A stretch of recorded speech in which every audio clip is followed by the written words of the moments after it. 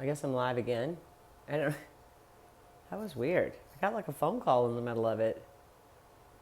Looks like it's running again though. I'm like pushing all the buttons. I'm like, oh look, we have filters and like all this weird stuff. I almost hit the end button and I was like, oh, it's gonna be a weird place to end this video, but whatever. I don't care. If you resist me, I'll just abdicate. That's literally the most fascinating thing about human design is that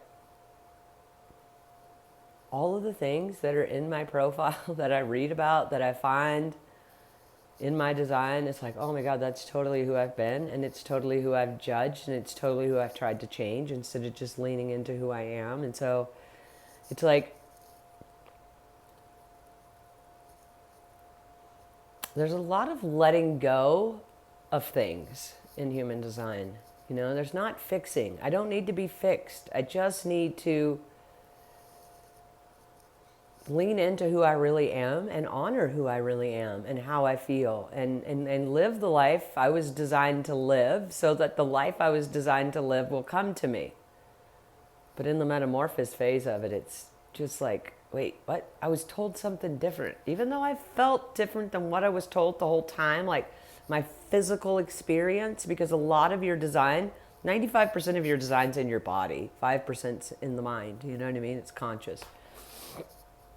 And so it's like, I've known that this is who I've been all along, but I was so conditioned to believe I'm not allowed to be this way that it's like leaning into the things that are true to me almost feel wrong. Sometimes they give me extreme freedom, like, oh my gosh, I'm so glad I finally get to be me. And then other times it's like, but I worked really, really hard to be someone else, like really hard. It's just fascinating. And the other thing that happens too is, you know, the mind wants to keep us the same. It wants us to keep us the same because it knows how to do that. You know, the mind doesn't know the unknown. Cena, you're just going to have to wait.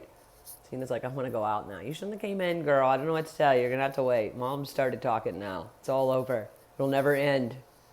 She's like, that's my problem. I know you're talking, Mom. You'll be fine, Mamas. You just wait a second. You be good. You good, honey.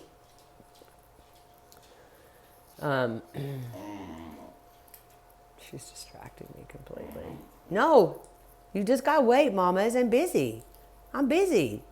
You got to wait. I'm having coffee with my friends. Coffee and things and human design. My coffee's getting cold, so I probably should end this. And I've been talking too about, I don't know. No. I don't know if I should continue going live here because hardly anybody ever shows up while I'm live, or if I should be going live on Facebook and then just uploading the recordings to YouTube for you guys to watch later. Because I'm like, I like an audience. I don't want to just come in here and talk to myself. I want to talk to people. I love talking to people. The 4 in the 4-1 of my profile is an opportunist. It's all about community and socials and social studies, and not social studies as far as like in history, but like in the study of people and interacting with people. And so on Facebook, people show up. Like people come and watch me live, and then I could just upload it here. I don't know. And then there's another part of me that's like, you should just stick with what you're doing.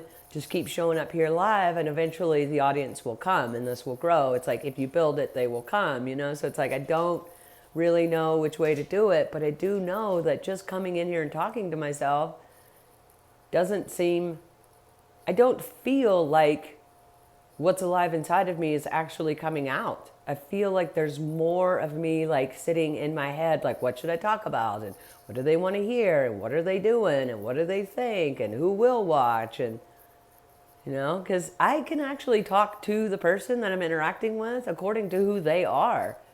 And then we can have the best conversation ever. It's like, if I don't know who you are, and if I'm just talking to the camera, it's like, it doesn't do the same thing at all. Like, I don't feel like a message comes out, or, yeah, and it's weird. It's just weird. So I need to start going live in my human design group too on Facebook. I want to start going live on my human design group in Facebook. Yeah.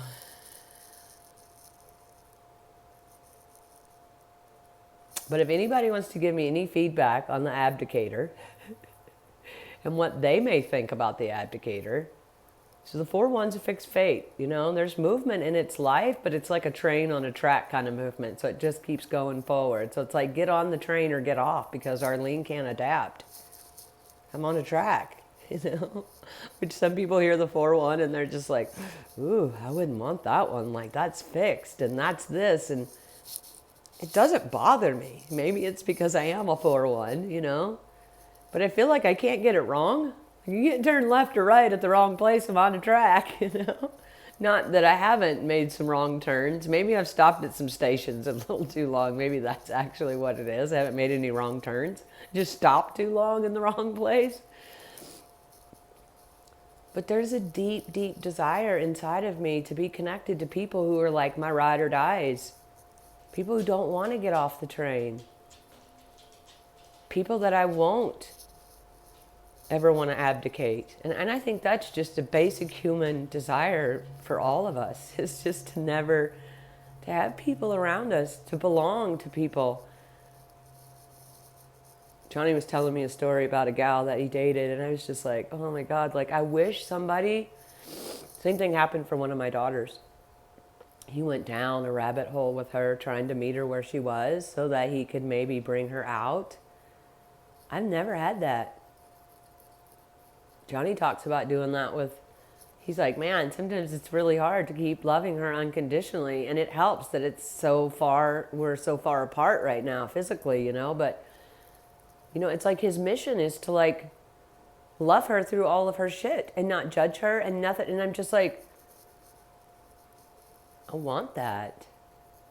I think I've always wanted that. I wanted it as a child, you know. Maybe that's why my parents abdicated me so much, was to teach me to abdicate. But that's not what it taught me. It taught me I don't want to do that, that doesn't feel good.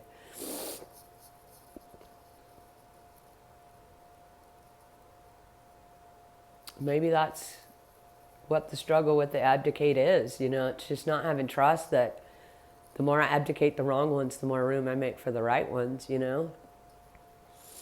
We all need to do that to a certain degree, you know, even if you're not a 4-1 profile. We just all need to be intentional and conscious of that inner circle. It just affects everything about us more than we know.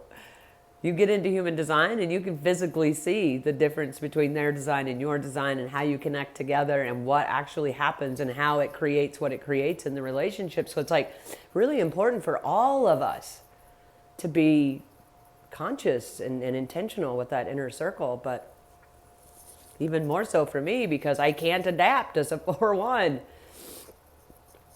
and I want to.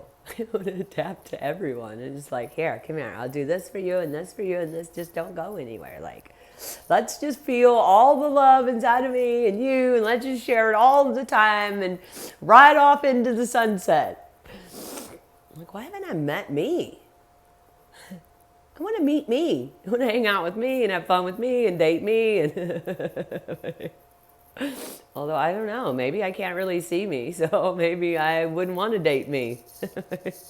I don't know. It's interesting. I'm definitely rolling the Abdicator stuff around in the brain right now. Big time. Big time. And if you guys have any suggestions, feedback, any of that stuff on the abdication, I'm definitely open to it. So open to it. It just doesn't seem like it as a 4-1. This isn't about changing my mind.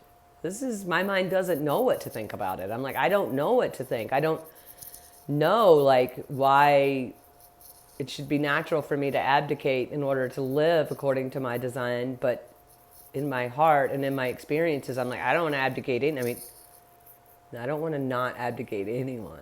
That's not the whole truth. The whole truth is, yes, there are some people where I'm like, yeah, you could kick rocks forever. forever. Go sit on the curb and don't ever dial my number again. But for 98, 99% of the people, I don't want to abdicate. I love people. Doesn't mean I want to spend every day with you, but I don't want to, okay, something just came up. Maybe that's the secret. Maybe we found the secret. So I'm thinking an abdication, it's like a closure to that person. When I don't ever have to close my heart to anyone.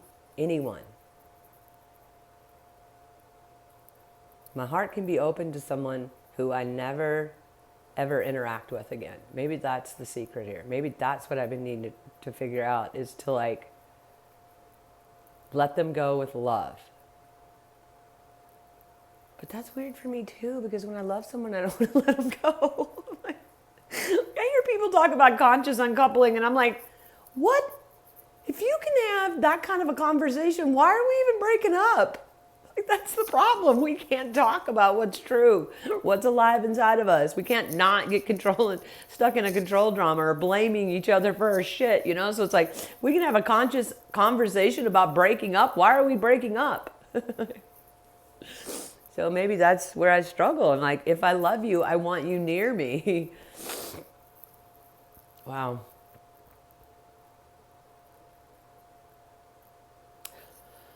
Ooh, and my head's open. So if I'm feeling the pressure to figure things out, I'm being not self too. That would definitely cause some frustration. Okay. We're coming. I'm in full circle. It's funny. I don't know if anybody has any clue what I'm talking about. Like, if anybody watching the videos actually into human design, I don't know. Yeah. So fascinating. All of it's so fascinating, huh? I do have a little eyeball, though. Hi, eyeball. Well, I think that's coffee and things with Arlene today. The 4-1 profile, the Abdicator. I know a lot of people are really good at it.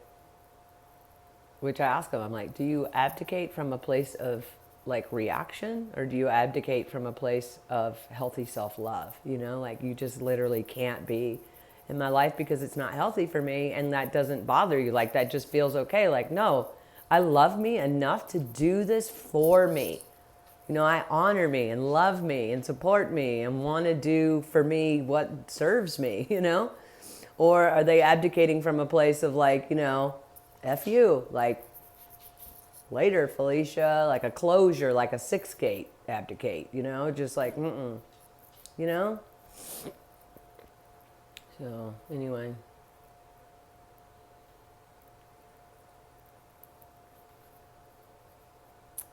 All right. I will see you guys possibly tomorrow. And the other thing I'm thinking too is if I was a little more like on time with these lives, which, you know, I have an open will center, so I don't have any will. Can't make commitments, really. I have to kind of flow with things in life. So, but I think if I could be a little more on time with these, maybe I could build an audience. But it's like some mornings I'm 7, some mornings I'm 7:30. Like this morning, I think I started at 8:15. I'm like kind of all over the place. It's hard for you guys to meet me here, huh? Anyway, I love all you guys, and we will talk again tomorrow. Hope you guys have a great day.